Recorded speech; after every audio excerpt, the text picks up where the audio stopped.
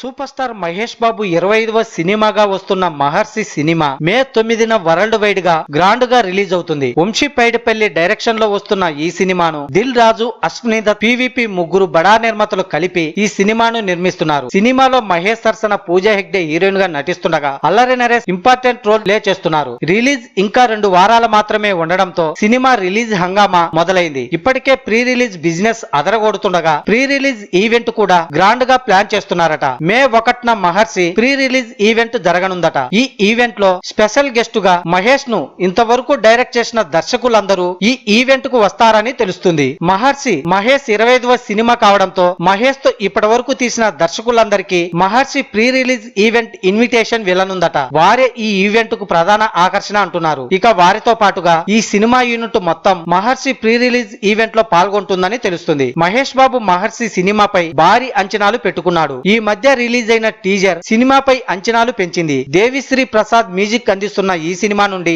ఇప్పటి వరకు రిలీజ్ అయిన సాంగ్ పెద్దగా మెప్పించలేదు. వంశీ పైడిపల్లి నిర్మాత దిల్ రాజు మాత్రం ఈ సినిమా ప్రతి ఒక్కరిని ఆలోచింపజేస్తుందని అంటున్నారు. మరి మహేష్ మహర్షి అంచనాలు ఎలా ఉంటాయో తెలుసుకోవాలంటే రిలీజ్ వరకు వెయిట్ చేయాల్సిందే.